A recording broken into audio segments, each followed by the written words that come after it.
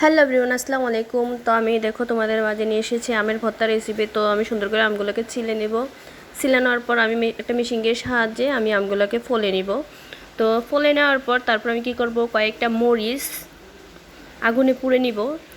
পুড়ে নেওয়ার পর তারপর আমি কী করবো, দেখো আমার আমগুলো সিলা শেষ। সিলার পর আমি কী করবো, সুন্দর করে মরিচগুলো ভেঙে নিব। ভেঙে নিয়ে আমি একটু আবার মরিচের গুঁড়া দিব। তো গুঁড়া দেওয়ার পর তারপর আমি দিব যে পরিমাণ মতো একটু লবণ। তো পরিমাণ মতো লবণ দেওয়ার পর আমি কি করব, একটু লেবু পাতা দিব, কারণ যে কোনো ভর্তাতে লেবুর পাতা দিলেই গ্রানটা একটা অন্যরকম হয় এবং কি খেতেও টেস্ট লাগে। তারপর আমি দিয়ে দেবো পরিমাণ মতো চিনি, কারণ আমগুলো অনেক টক, তার জন্য একটু চিনি দিয়ে দিলাম যাতে খেতে যেতে একটু মিষ্টি মিষ্টি লাগে। তো আমি সুন্দর করে এগুলো দিয়ে সুন্দর করে মেখে নিচ্ছি। তো আমার ভিডিওটা তোমাদের কাছে যদি ভালো লেগে থাকে লাইক কমেন্ট শেয়ার করতে ভুলবে না। তো টাটা বাই বাই।